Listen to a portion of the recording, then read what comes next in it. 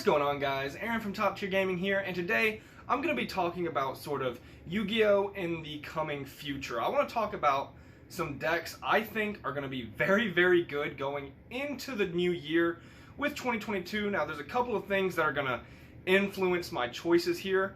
Number one, there's a ban list coming up of which we have no idea what will be on there. We can make some educated guesses, and using cards I think that'll be hit or are very likely to be hit, I'll make some guesses as for what I think will be good past the ban list. We also have Grand Creators, which brings the Brave engine, which give a boost to a lot of decks.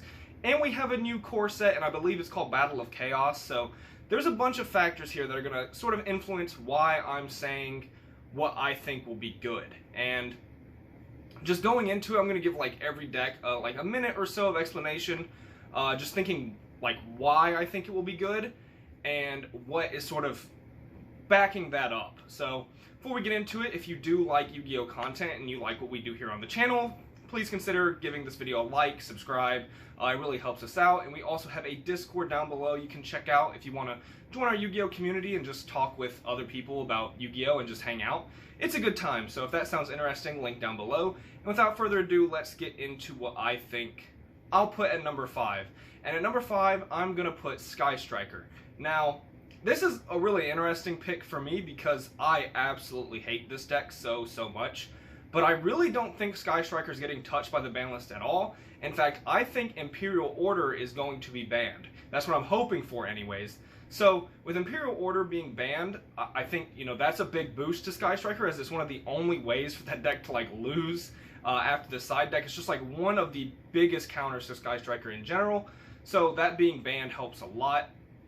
I think also that it doesn't need, you know, Verte Anaconda to make DPE. I think there's a chance Verte gets banned, but Destroy Phoenix Enforcer will be fine, so it'll still be able to do, you know, Fusion Destiny stuff for Destroy Phoenix Enforcer, which is very, very nice. It doesn't really use Verte. I'm sure there's a build somewhere that does, but you don't have to. You just want to raw draw the Fusion Destiny, so it's not really hurt on that front. And the deck's just, like, really powerful in a format where almost everything else is hit. I think that Konami's going to come, it's a January list after all, and they're really going to hit a lot of the good decks right now, or decks that have been dominant for a while, like Tri-Brigade. Hopefully the Bird deck gets a hit because that deck right now is so obscenely good. I think Sky Striker, especially in a new format that it won't be hit and other things will, has a very strong chance to be very, very good, especially with Imperial Order being banned.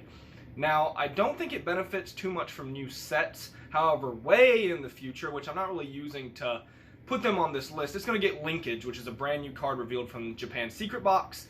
And that card is cracked. That card is so good. So, Sky Striker are going to get a huge boost. I think the deck is very powerful. It can be played a lot of different ways. And it's a deck with like a decent amount of flex spots that it can play, which I think always makes an engine really powerful. And it has the room to play just good cards.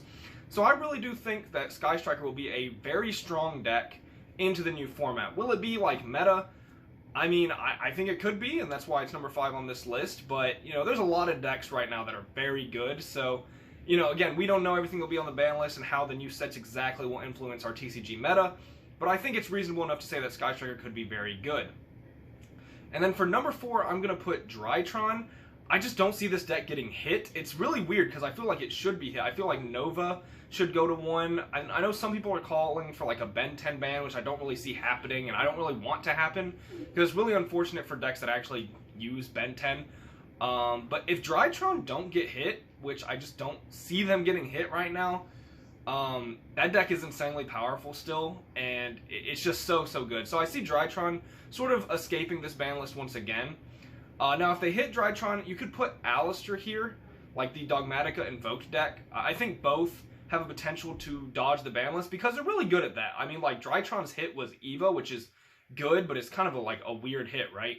But Alistair dodges the ban list every single ban list. So, you know, this one could be substituted for the Dogmatica Invoked deck. I really feel like either Schism should be hit or, like, Nadir goes to 1. So the ban list could heavily influence this deck, and it doesn't really benefit from Grand Creators. Neither of these decks do, Drytron or Dogmatica Invoked, so I'm going to say Drytron, but it could very easily be the Dogmatica Invoked deck, depending on which deck doesn't get hit. I feel like a deck from our current format is going to go into the next list unhit, while everything else does get, you know, either a slap on the wrist or a consistency some consistency taken away from them. So I feel like Drytron or Dogmatica Invoked will be like the old deck from our current format that continues on into the new format. And another thing that's really like influencing this list is what I think Konami wants to be good. I mean, that's how Konami does it, right? They push their newest sets by making the decks that they're good in good. So like number 3 on this list is Phantom Knights, and this is, you know, for the Brave token engine. I mean, as we've seen from the OCG, it's one of the decks that uses this engine the best. Just completely dominating the OCG format. Now, their format is different, but I feel like it's still the best deck over here to abuse the Brave token engine. Other decks that might abuse this engine in this new set that'll be really good going into the new year are things like Prank Kid, Salamangreat, even Madolche potentially. Decks that combo really heavily but lose to Nibiru. Absolutely love the Brave token engine. It's so good for them. And it's really unfortunate because I love the Brave token engine art. I think it has some of the best art in the game, and as far as the lore behind it, they're like adventurers, almost like, you know, isekai adventurers a little bit, which is really cool.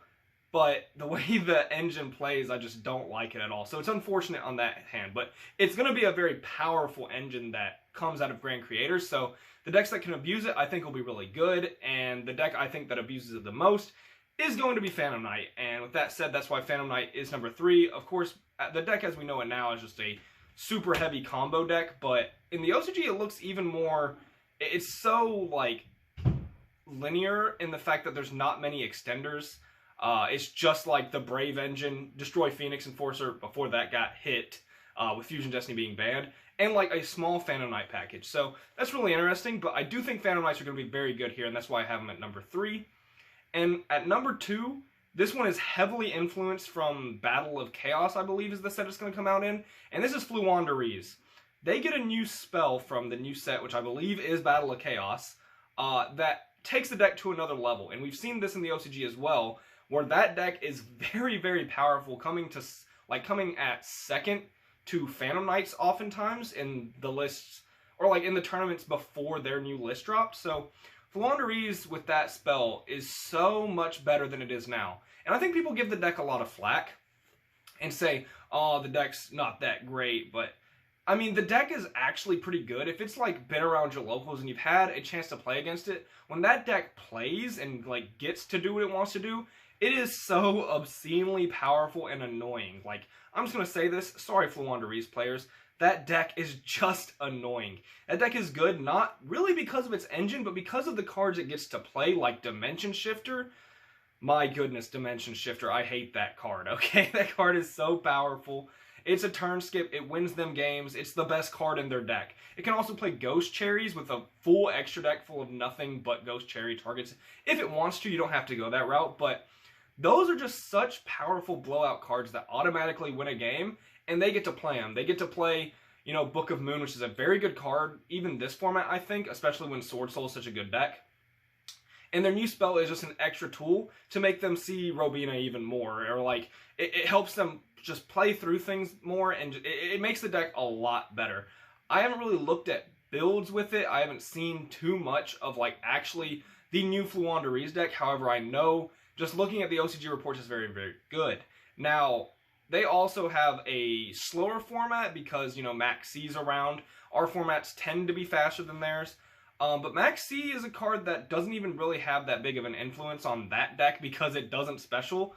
So, you know, that's maybe a bonus that the OCG has Fluandereeze with that we don't have is, you know, they don't get the added benefit of putting like 3 dead Max C's in their opponent's deck, right? Because we don't have it.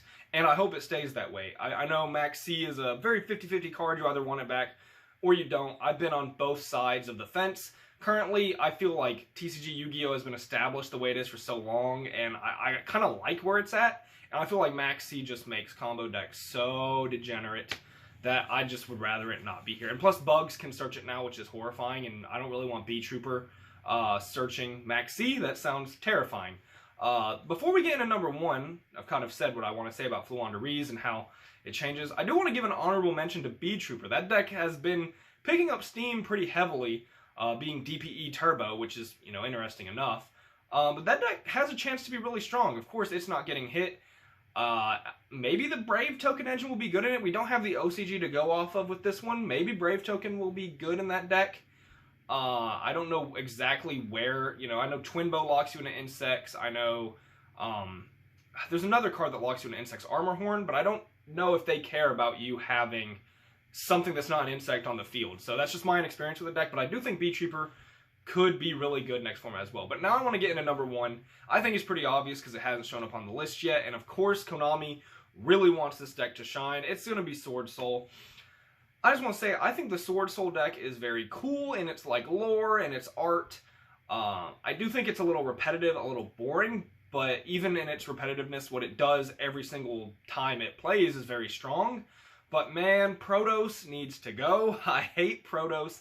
That card is so unfair. I don't feel like it's gonna get hit this format, this upcoming format, unfortunately. I think it'll be 3 months after this upcoming 2022 format into the next ban list that it'll get hit if they want to hit Sword Soul in a less direct way. Protos is so unfair and I hate it, and the fact that that deck has such easy access to it is so annoying, just absolutely crushing other decks. Being able to just say, stop playing. It doesn't hurt Fluandereeze, which is another thing I think Fluandereeze has going for it. But, like, Sword Soul, it's supposed to be good. I think in the OCG, it was less good because, I mean, there's a couple of reasons, like Max C is a big one.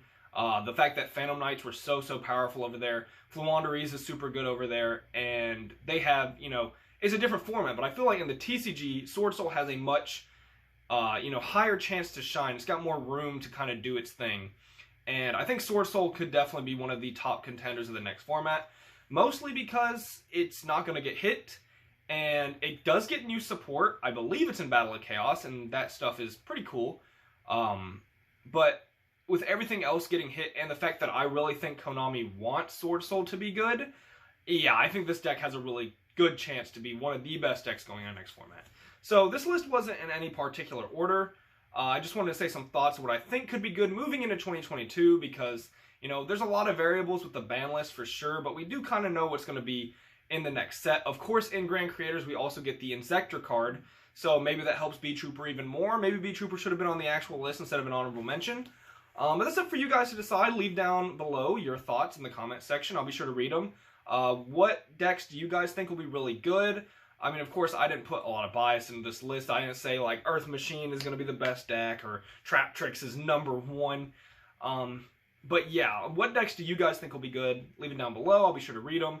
And if you enjoyed, leave a like, subscribe. This has been Aaron from Top Tier Gaming. Bye, YouTube.